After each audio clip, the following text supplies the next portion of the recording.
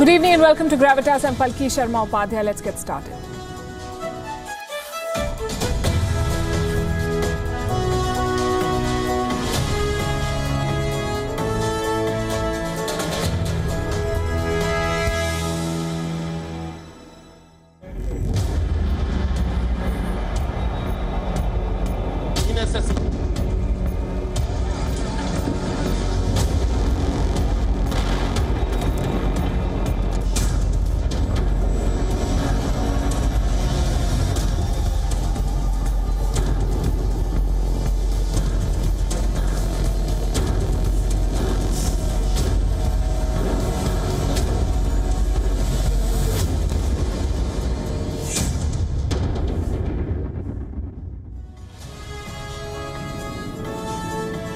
A drone attack on India's defence installation in Jammu has raised an old question. How prepared is India for an asymmetric war? How equipped are our forces to handle attacks by terrorists sitting behind enemy lines, operating unmanned devices and striking at will? Some reports say India will now order Israeli anti-drone systems to counter this. A lot is being written about the threat that drones pose to security in general, the world over, not just India. In fact, India has raised the matter at the United Nations General Assembly. Drone terror is an international issue, undeniably, with no clear international strategy to counter it.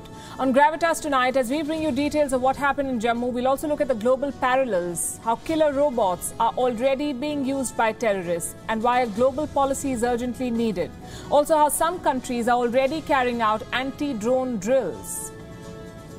And what does the law say in India and elsewhere about the possession and use of drones? We'll discuss all of this. Also on the show tonight, in the UK, the Labour Party has dragged Indian Prime Minister Narendra Modi in their election campaign that's been called racially divisive. In South Africa, former President Jacob Zuma gets 15 years in jail for contempt of court. He's also mired in a major corruption case. Science journal Lancet is caught in the US-China crossfire. Beijing says Washington is putting pressure on scientists to push the lab leak theory. And in France, lesbian couples can now go for in vitro fertilization or IVF to have babies. Why is this controversial and which other countries allow it? We'll discuss. We begin as always with Gravitas Global Headlines.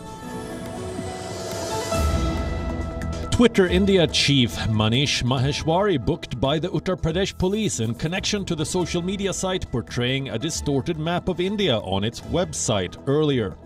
Meanwhile, Facebook and Google have been directed by a parliamentary standing committee on information technology to comply with India's new IT rules.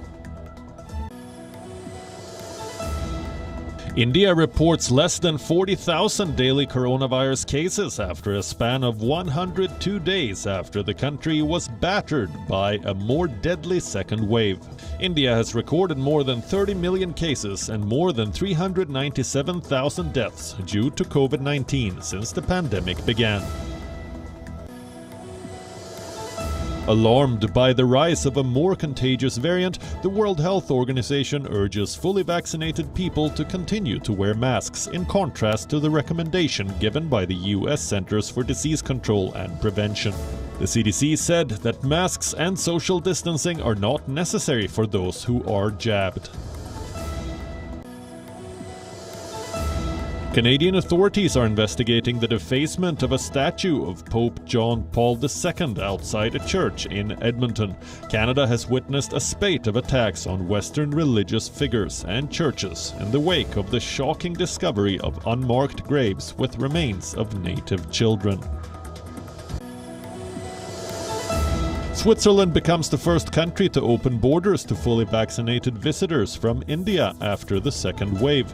Travelers jabbed with the Covishield shot will not need to quarantine on arrival.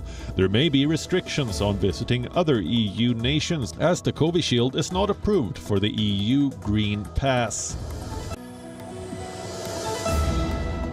Iran would never get a nuclear weapon on my watch, says US President Joe Biden as he met with Israel's outgoing president, Reuven Rivlin, at the White House. He is going to look that there would be no nuclear weapon in the Middle East once we are talking about Iran.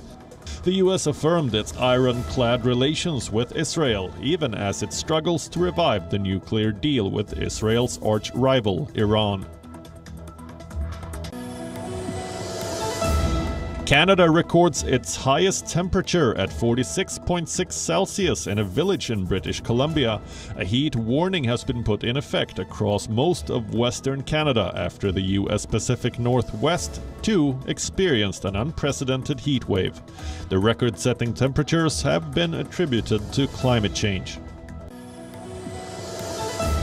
Bhutan's National Assembly passed a bill in a first step towards lifting the ban on tobacco in the country.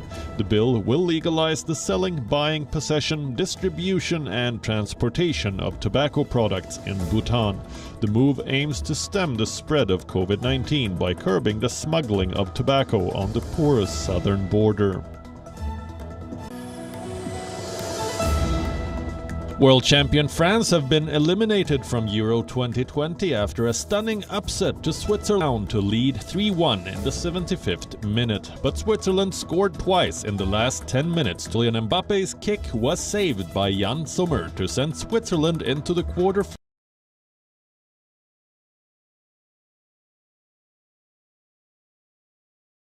for the first time since 1954.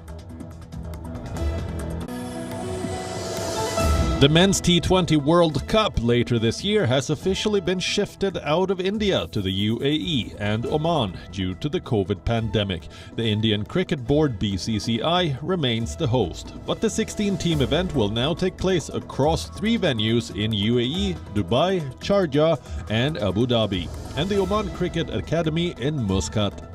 It will start 3 days after the conclusion of the IPL on October 17th and conclude on November 14th.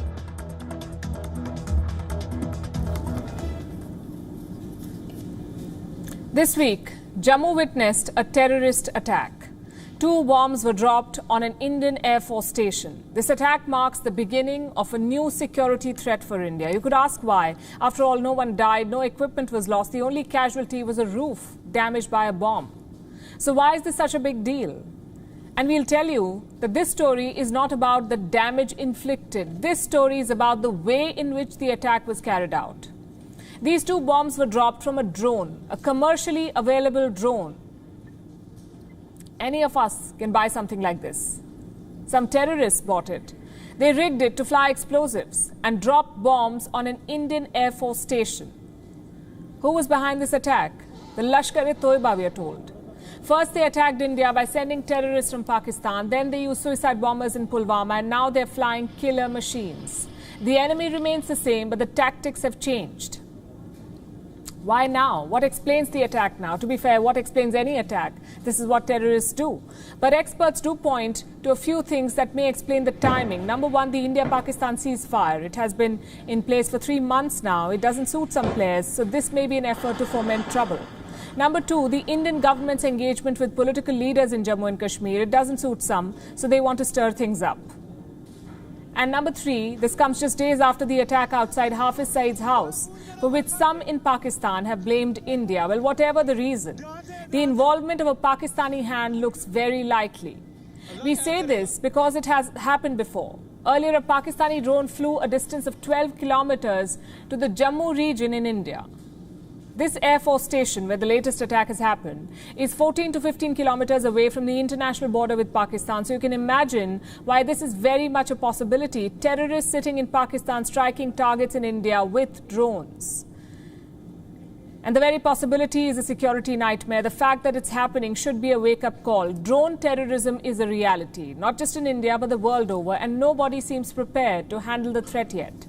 So today, India raised the issue at the United Nations General Assembly. India talked about weaponized drones, how terrorists are using drones to gather intelligence, to smuggle weapons across the border and to conduct targeted attacks. India called this an imminent threat to security agencies worldwide. Recent events only validate the statement. In 2018, 2 drones carrying 1 kilogram of powerful plastic explosives took flight in Caracas in Venezuela. They were designed to target Nicolas Maduro, the president of Venezuela. This was a targeted assassination attempt. It failed because the bombs went off mid-air. The drones fell into the hands of terrorists, in fact, at least 5 years ago. In 2016, ISIS carried out its first successful drone attack. 2 Kurdish fighters were killed in northern Iraq in a drone attack. After that, other terrorist groups picked up drones. And rapid progress in drone development has only helped them. Drones are now commercially available. You can buy them off the internet. They're cheap. They can fly at low altitudes, which makes them invisible to radars. They go undetected, and that's why they're so dangerous. Commercially available drones come equipped with advanced capabilities. They can be programmed to fly to predetermined GPS coordinates. Basically, you can set a location, add a payload, and set off a drone. It will reach its destination and act like a weapon. In other words, a terrorist can rig a drone with a bomb, dispatch it, and attack from a remote location. They won't even need a remote operator in the vicinity to strike. So what is the world doing about this? And do we have rules to regulate drones? Well, we do. Different rules in different countries. In the United States, for example, if your drone weighs more than 250 grams, it needs to be registered with the United States Federal Aviation Administration, or the FAA. It's the American regulator for the skies. The rest of the rules are rather basic. Drones can fly below 400 feet. They must remain in the sight of the operator. Operators cannot fly drones in restricted airspace or near aircraft and airports. They cannot fly over groups of people, sports events, or stadiums, even at the site of emergency response. And in case they have to do this, they would need special permission from the regulator. The European Union has similar rules, but heavy drones that are above 250 grams cannot be flown near people. What about India? India does have rules to regulate drones. Individuals must get the nod of the DGCA, that's the Directorate General of Civil Aviation, to import, manufacture, trade, own and operate drones. Drone operators need a license or a permit to fly. Small drones cannot fly above 60 meters, and they're not allowed to fly to strategic and sensitive locations, like near airports, border areas, military installations, and any other classified or strategic or vital installation designated by the Indian Ministry of Home Affairs. In the month of March, some rules were relaxed. The Indian airspace was split into 3 zones. There was a green zone where drone operators could fly after intimation, a yellow zone that requires clearance from the defense establishment, and a red zone where you cannot operate a drone. Now, going by reports, at least 34 green zones were identified across India where drones could be flown. Some red flags were raised. Reports say just last week, the Indian Defence Establishment and the Ministry of Home Affairs opposed the relaxation of rules. The Home Ministry wanted an 80-kilometer buffer zone around all military, strategic and high-value targets where drones are not allowed to fly. In hindsight, the objections were valid. You see, there's no technology yet to detect, destroy or prevent a drone attack. What we have is a clear threat. So it's important to acknowledge this threat and to start preparing to counter it, which is exactly what South Korea is doing. Today, the police in Seoul conducted a drill. They simulated 2 scenarios. 1, a drone dropping explosives, and 2, a chemical attack from a drone. Take a look at this.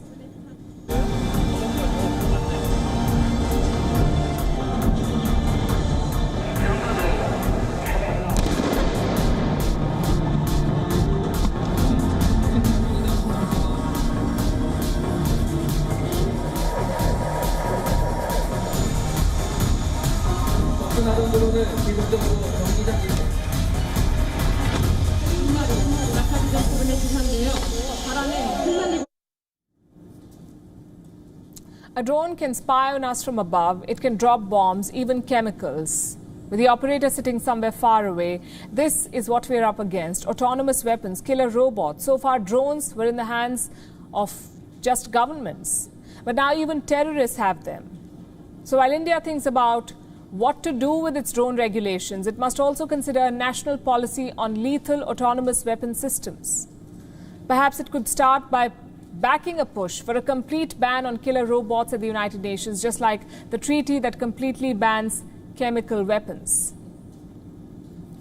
As for drones, call them what you may, unmanned aerial vehicles, pilotless aircraft, flying killer robots, the fact is that they're rapidly gaining popularity. They've caught the imagination of people, from communication and navigation to espionage and arms supply to hunting and killing. Drones have become a defining feature of modern warfare.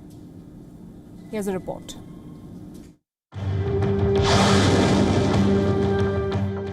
age of killer robots is upon us. This may sound like something straight out of a science fiction horror film. But the advances in technology have brought us closer to this depressing truth. Closer to autonomous weapons of war. Take drones, for example. These unmanned aerial vehicles are transforming warfare as we know it. The US used them for combat missions in Afghanistan. Israel uses them for its military operations in Gaza.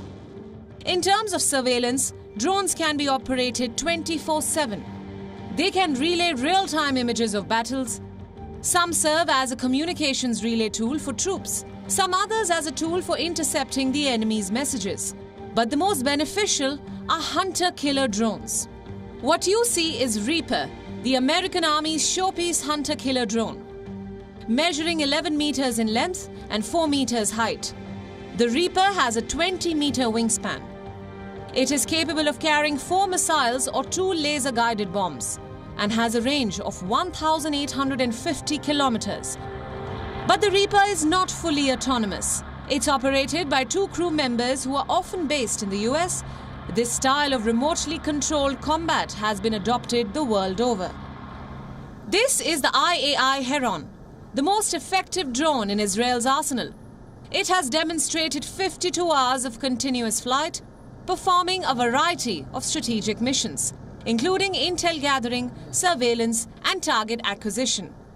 Today, Israel is the world's largest exporter of drones, exporting $4.6 billion worth of unmanned aerial vehicles in the last 8 years. Who are the biggest importers? India and the United Kingdom, accounting for 22.5% and 33.9% of drone imports respectively. But they rarely use drones for military strikes. Look at this graph. More than 35 countries have drones. More than 25 have developed their own. But only 12 of them have conducted actual drone strikes. Which countries are these? The United States, Israel, the United Kingdom, Pakistan, Nigeria, Iran, Azerbaijan, Iraq, Turkey, UAE, Russia, and France. Drones are also used by non-state actors. Like the ISIS, they've trafficked drones from at least 16 companies across 7 countries and used them for surveillance and attacks. Since 2017, Yemen's Houthi rebels have been launching drone attacks on Saudi Arabia. In 2018, the Boko Haram acquired drones and began using them for surveillance purposes. And since 2019, the Palestinian Islamic Jihad terror group has been dropping incendiary bombs on Israeli defense forces using drones. Drones have undeniably changed the character of warfare. Like any other weapon, drone technology is proving to be a double-edged sword. Bureau Report, WION World is One. By-elections rarely make the news. Fewer people turn up to vote, most pundits can guess the results. But one contest in northern England has caught our eye, not because it's a tough fight, but because it's a dirty one. It's a fight that now features India's Prime Minister Narendra Modi. We're talking about this constituency in West Yorkshire. It's called Batley and Spen. It's a key seat in the House of Commons. The campaign here has hit rock bottom. Fear-mongering, dog whistles, identity politics, you name it and it's happening here. But who is the perpetrator? Britain's mirror on the wall. Its self-proclaimed conscience keeper, the Labour Party. They've kept the seat since 1997 and to retain it, they will go to any lengths, it seems. This is a Labour campaign pamphlet from Batley and Spen. We cannot vouch for its authenticity, but Tory leaders swear by it. 2 leaders feature on this poster. Neither of them are Labour. One of them is not even British. This is a picture of Boris Johnson meeting Indian Prime Minister Narendra Modi. Now look at the caption. Don't risk a Tory MP who is not on your side. We have 2 questions. Number 1, why is the Indian Prime Minister on a random British campaign poster? Number 2, who is the poster addressing? Whose side is Labour talking about? Well, here's what a campaign spokesman said, and I'm quoting from what has been said. This leaflet makes it clear a vote for anybody other than Labour would lead to a Tory MP who would support a Prime Minister who insults Muslim women and calls it a joke, refuses to deal with Islamophobia in his party and fails to speak out on human rights abuses in Kashmir. Of course, it had to be Kashmir. Have you heard Indian leaders talk about the Scottish referendum? Have you seen Nicola Sturgeon on Indian campaign pamphlets? You haven't, because that's Britain's internal matter. A by-election in northern England has nothing to do with Kashmir. Then why was Prime Minister Modi on this pamphlet? Because Labour is dabbling in identity politics. Let me explain. 20% of the voters in Batley and Spen are South Asian, most of them from Pakistan. Traditionally, Labour has won their votes. But this time, there's a new challenge. A breakaway Labour leader called George Galloway. He's eating into the minority Muslim vote. So what does Labour do? Double down on the fear-mongering. Apparently, these pamphlets are being distributed only in minority neighbourhoods. Not everyone is happy with these tactics, though. A Labour group called Labour Friends of India had this to say, and I'm quoting again, "It is unfortunate that the Labour Party used a picture of the Prime Minister of India, the world's largest democracy and one of the UK's closest friends. They want the leaflet to be withdrawn immediately."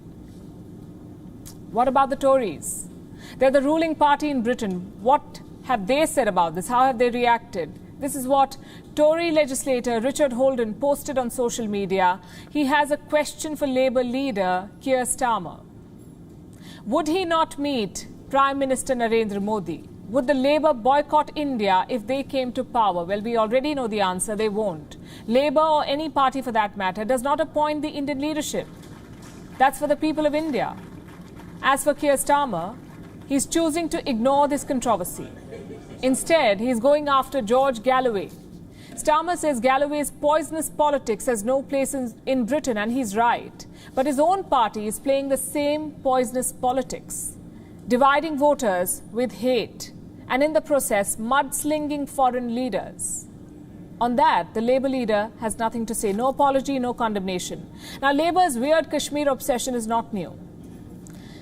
But under Keir Starmer, things were supposed to improve. This is what he said in May 2020. "We must not allow issues of the subcontinent to divide communities here. Any constitutional issues in India are a matter for the Indian Parliament." He's right. But today his party is doing precisely the opposite. Using Kashmir to divide communities in Britain. It seems sovereignty is an alien concept for them. Not just India's sovereignty, but also their own. You see, when parties use foreign leaders in election campaigns, it's a reflection of their own state, their own inability to win votes. As they say, if you cannot inspire hope, create an atmosphere of fear. No person is above the law. This is the message from South Africa's highest court. This is what the court said when earlier today it sentenced a former president to prison, a first in the country's history. Jail for a former president. Jacob Zuma has been awarded 15 months in jail. He is accused of high-level corruption, of draining the state coffers during his term in office. But Zuma has refused to present himself before the investigators. The former president has now been declared guilty of contempt of court. Here's a report. May I ask you then as to how you plead to the charges that have been put to you? I plead not guilty. Thank you. You may be seated. Jacob Zuma is going to prison. The former president of South Africa is guilty of contempt of court. What did he do? How long is his sentence? And why is this verdict newsworthy? Before we answer these, why don't we learn a little about Zuma? Jacob Gedleyi Zuma. He was the president of South Africa between 2009 and 2018. Before that, he was the country's deputy president. Zuma's political journey began in 1959. South Africa had an apartheid government, and Zuma decided to take up arms against it. He joined the African National Congress and its military wing. He served prison time with Nelson Mandela on Robben Island. Till date, Zuma likes to see himself as a follower in Mandela's footsteps. But his legacy is one of corruption and sex scandals. In 2005, Zuma was ousted as deputy president. He was accused of corruption in a multi-billion-dollar arms deal. The same year, he was also accused of rape. Zuma's presidency was headlined by accusations of systemic looting. I, Jacob Gedleyihlekisa Zuma, swear that I will be faithful to the Republic of South Africa and will obey, observe, uphold, and maintain the Constitution and all other laws.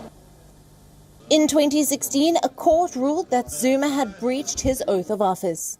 He had used government money to upgrade his private home in Nkandla, built a cattle kraal, chicken run, a swimming pool, visitor centre and an amphitheatre. The next year, 2017, Zuma's links to the influential and dubious Gupta family became the talk of the town. Reports said that under Zuma's watch, the Gupta brothers tried to buy control of the South African government. Massive protests followed.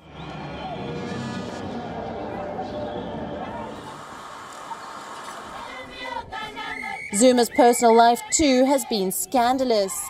The man is a proud polygamist.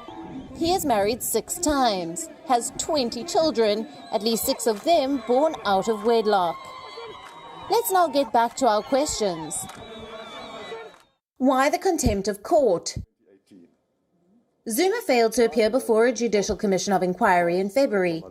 The inquiry is examining allegations of high-level corruption during Zuma's presidency. How long is the sentence? Mr. Jacob Gedleyihlekisa Zuma is sentenced to undergo 15 months imprisonment. The judgment is being called scathing. It's the first time in South Africa that a former president is going to jail. This judgment has definitely sent out a strong message to South Africans, especially those who feel they are above the law. Jacob Zuma has always said he was ready to go to prison. So will he comply to the court orders now? Zuma has been ordered to submit himself to the police within 5 days. With Kalnongmu from Johannesburg, WION World is One. In the early 2000s, Zimbabwe made a deal with the devil. Back then, the country was ruled by Robert Mugabe, a corrupt, ruthless dictator. His policies invited sanctions from the US and Europe. Zimbabwe was cut off from the world. So what did Mugabe do? In 2003, he unveiled the Looking East policy. He found a willing partner in China. And since then, Beijing has flooded Zimbabwe with loans and investments. Look at some of the numbers here. Bilateral trade was $190 million in the year 2002. Today, it is $1.3 billion. The Chinese have penetrated every sector from mining to agriculture and even media. More than 80 Chinese companies operate in Zimbabwe. Together, they have invested upwards of $10 billion. But Chinese loans are always backhanded. They come packaged with deceit. Almost 2 decades later, Zimbabwe is realizing this. You see, China did not just bring money. They brought their abhorrent work culture as well. Local employees are treated like slaves. They don't get proper wages, no compensation for injuries, gas leaks and factory defects are allowed to fester. And when they complain, this is how the Chinese respond. Workers are brutalized every day. We get many reports, and they don't want those issues to be attended to. So they push back every time we raise issues. They push back and accuse those who are raising issues for bullying them. And that has been the behavior of them every time. They pretend sometimes, if you speak to them, they pretend not to understand the language. But they understand the laws. They employ very professional people in their HR departments. But cases of work deficits are plenty within the Chinese investment across the country. That was the General Secretary of Zimbabwe's Congress Trade Union. What he described is a template. Chinese companies are refusing to take responsibility. Instead, they're accusing trade unions of bullying them. Well, in fairness, expecting China to take the blame is wishful thinking. So tonight, we will expose them with evidence. Pictures from a Chinese operation in Zimbabwe. This is the scene at a ceramic tile factory run by Sunny Yifeng. The workers are fed up with the mistreatment. So they have mobilized outside the factory. What are their grievances? The factory uses a particular type of chemical. Some of the female workers have been collapsing on the job because of it. Get what the Chinese officers are doing about this. Picking up the collapsed workers with forklifts. This is true. The video evidence is on your screen. Instead of offering treatment, workers are loaded on machinery and wheeled out. Rock bottom was 3 floors up. Here is another picture from the factory. This one shows the average meal given to the workers. They describe it as horrible porridge and cabbage with no oil. This soggy abomination is what a worker gets after toiling endlessly in Chinese factories. What do we call this? Forced labor, slave labor, or just typical Chinese exploitation? Does the government in Zimbabwe know what is happening? All indications are they do. Health inspectors and Labour Department officials have seen these pictures, so why has there been no action? Because when you strike a deal with the devil, you pledge your conscience. The government is indebted to China. They cannot afford to antagonize Beijing. A string of similar incidents has emerged in Zimbabwe, and all of these incidents remain unaddressed. In 2019, miners went on strike over low wages. They also wanted PPE kits while going down mine shafts. The response still awaited. And then last year, a Chinese mine owner shot 2 of his workers. Why? Because they were demanding unpaid wages. The Chinese embassy called it an isolated incident. But that's far from the truth. Zimbabwean workers are systematically abused, and their tormentors are their Chinese bosses. Question is, will things change? At the moment, it looks unlikely. In 2018, Zimbabwe's president, Emmerson Mnangagwa, was invited to Beijing. He signed new deals with China. Today, Zimbabwe's map is dotted by Chinese projects. They're upgrading the Robert Mugabe International Airport. They're building a $3 billion coal plant in Sengwa. They're refurbishing Zimbabwe's largest power station, and this year they opened an iron ore mine and a carbon steel plant. To put it simply, China is sucking the sovereignty out of Zimbabwe. Their GDP is $20 billion. Chinese investments are worth $10 billion. When these Chinese loans come due, what do you think will happen? Asset transfer. Zimbabwe will have to surrender strategic assets to China. This is China's playbook all over the world, exploiting local employees and workers and then trapping helpless nations in debt. We've given you the evidence. Now it's for the international community to act. And there's more from Africa today. Ethiopia's Prime Minister is a Nobel Peace Laureate. For the past 8 months, he's been in the news for leading a war on his own people. The people of Tigray are said to have suffered hunger, torture and rape at the hands of the military. Now there's a ceasefire, a major turning point in the conflict, and loss of face and turf for the Prime Minister. Rebels have regained control, celebrations have broken out on the streets. Our next report tells you what this means for Ethiopia and for Prime Minister Abiy Ahmed. Locals in Ethiopia's Shire are celebrating. The military has left the town. The rebels are back in control. It is a dramatic turn of events after 8 months of brutal conflict. The battleground was the region of Tigray, a stronghold of rebels who call themselves the Tigray People's Liberation Front. They dominated Ethiopia for close to 3 decades. Last year, they faced an attack. In November 2020, the Ethiopian military took on the rebels to liberate Tigray. Leading the attack was the Prime Minister of Ethiopia and Nobel Peace Laureate Abiy Ahmed. But it did not go as planned. The Prime Minister was humiliated on the battlefield. His government was forced to declare a unilateral ceasefire after a string of losses to the rebels. The military lost control in the south and west of Mekelle, the regional capital of Tigray. The military also lost any shreds of sympathy and support from the locals. They have been accused of burning crops, killing livestock, carrying out mass rape and extrajudicial killings to keep control of the region. The oppression only paved the way for the return of the rebels. They spent months regrouping and recruiting new fighters. Last week, they began a counterattack to retake Mekelle, and they were successful. With the Ethiopian forces gone, the locals celebrated the return of the rebels. They see the ceasefire as an end to months of misery and atrocities. But for Prime Minister Abiy Ahmed, the ceasefire could be the beginning of fresh troubles. When he ordered the offensive last year, Abiy had promised that fighting would be over in a matter of weeks.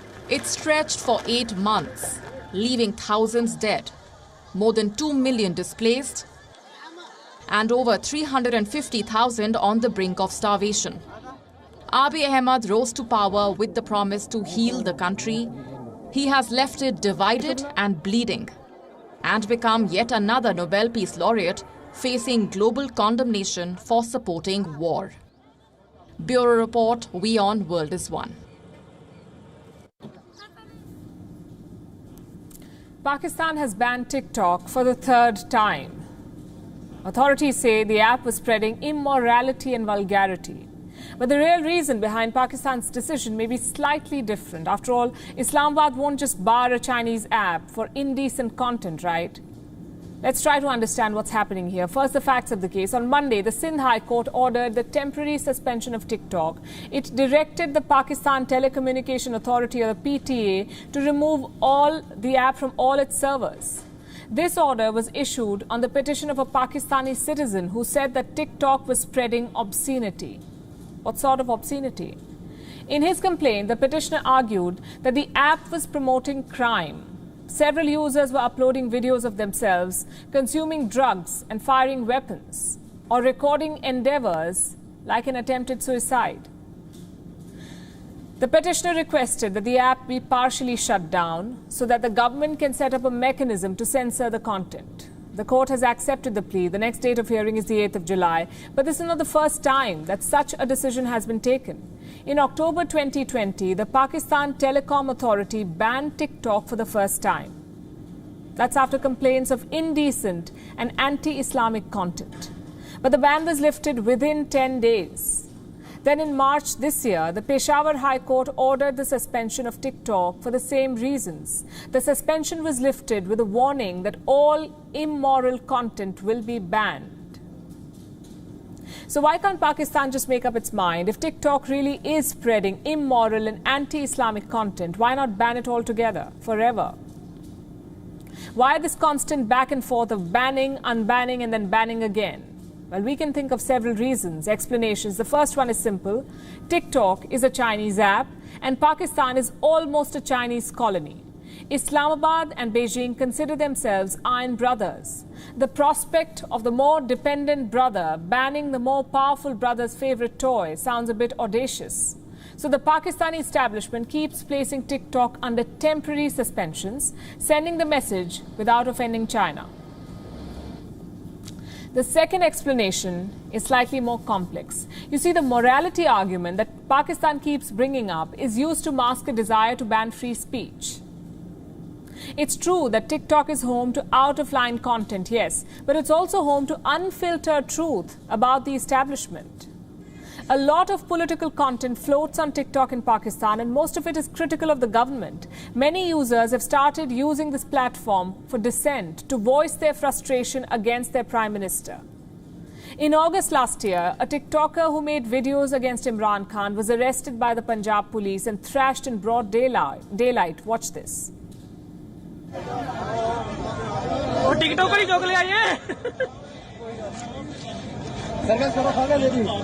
Then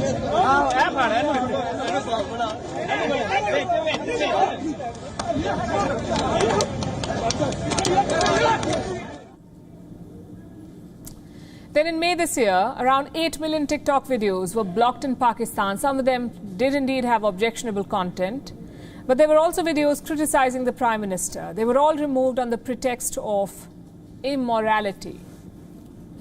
And now another ban has been imposed. The fact is, the Imran Khan government is in a fix. It's a catch-22 situation. It doesn't know what to do. It cannot ban TikTok and offend China, and it cannot let TikTok become a platform to slam the government. So it hides behind the facade of immorality and indecency. And talking about morals, how rigid are they? Do right and wrong change with time? Well, in some cases they do. Take laws on homosexuality, for instance. Most of them were drafted decades back with little foresight on how society would change. Like the emergence of same-sex couples and their right to raise a family. France has been debating this for 2 years now. Should lesbian couples be offered IVF treatment, that's in vitro fertilization, a kind of assisted procreation procedure? The French Parliament is all set to approve this measure, IVF for lesbian couples. But why is it controversial in the first place? If families are so sacred, why do governments deny this right to same-sex couples? Here's a report.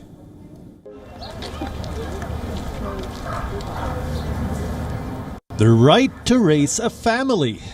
The lead-headed conservatives will tell you it's the sacred right of heterosexuals, how God intended it to be.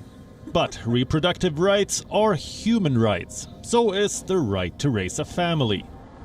For 2 years, France has been debating this question: should lesbian couples have access to assisted procreation? Methods like in vitro fertilization or IVF. What exactly is this procedure? In IVF, the egg is fertilized by the sperm outside the human body. This fertilized egg is cultured for a few days and then implanted back inside. Until now, this procedure was only open to heterosexual couples. Lesbian couples had to fly out and find sperm donors. But that could change. Just hours from now, the French Parliament is set to pass a sweeping law. It will give lesbians access to fertility treatments for the first time. A huge backlog of cases awaits the health system. Experts say sperm banks could soon be reporting shortages. The French health minister has promised to make up for the lost time. He says IVF treatment could begin as early as September. France may pride itself in its liberal character, but getting this law passed was anything but easy. Emmanuel Macron promised it during his 2017 campaign. Once elected, he dragged his feet, mindful of not hurting Catholic conservatives. There have been raging debates, protests and counter-protests on this issue. The result was 2 years of logjam. Recent polls, though, indicated a shift in public opinion. 67% of French people supported the move, so Macron decided it was time. He has a brute majority in the French National Assembly, so the vote's outcome is a foregone conclusion. France is just the 11th EU nation to offer IVF to lesbians. Far-right parties are livid, especially at certain controversial provisions in the law, like allowing IVF children to learn the identity of their biological father and permitting women in their 30s to freeze their eggs. Their only saving grace? The law stops short of surrogacy. IVF for lesbians is still a taboo in many countries. Indeed, most are yet to recognize same-sex couples. They go abroad to raise a family, to countries like Denmark, Spain, the Netherlands, Australia, Switzerland and Finland. But why exactly is this so controversial? Many believe marriage is a union of man and woman, and children are the seeds of this union. It's an archaic belief rooted in conservative notions, less to do with science or logic. Anecdotal evidence busts the idea that parents come in gendered pairs. Je pense que le concept de la figure nécessaire du père dans la famille, en fin de compte, I think the concept of the necessary father figure in the family, at the end of the day, doesn't really have a basis. I think what is important for a child is to have parents who love him. That really sums it up. Families are built on love, not the dusty pages of religious texts or hearsay from centuries back. Bureau Report, WION. World is One.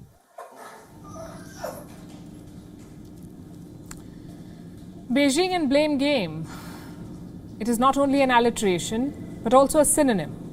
I'll give you some examples. Wuhan virus pandemic, Beijing blames it on the West. Also blames India and Australia. Hong Kong protests, Beijing blames the West. Trade war, Beijing blames the West. Ladakh standoff, Beijing blames India. Rising cases of eating disorder, Beijing blames the world.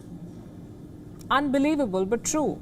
China is battling rising cases of eating disorders. The problem affects less than 3% of China's population, but there has been a dramatic rise in hospitalizations.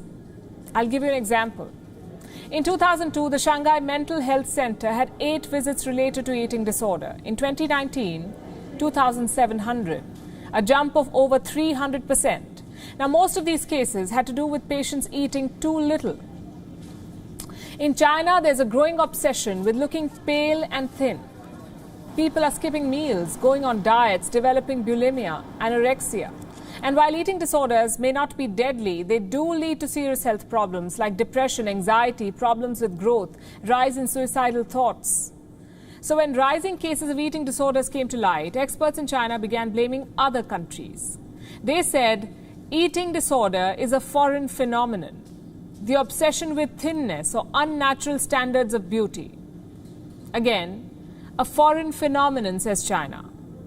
Now, I'm not a fan of alternate history, but I am a reader of history, and Chinese history talks about something called foot binding, a custom where a girl's feet would be bound with strips of cloth at the age of 5.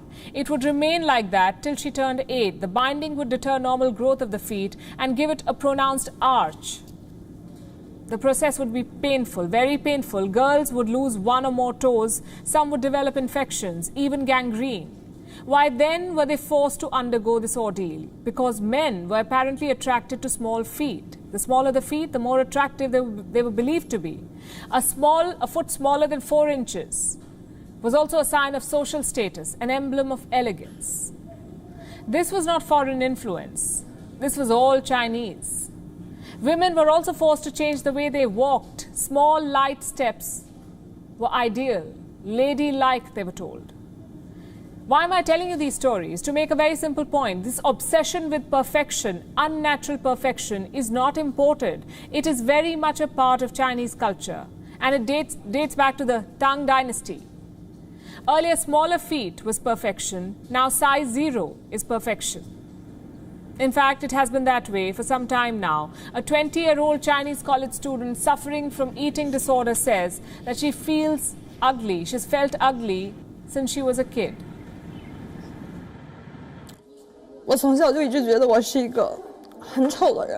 I had always thought I was an ugly girl since I was a kid and thought that people only like white and thin girls and nobody would like girls like me. But after experiencing it, I realized that it's not only white and pretty girls that people love.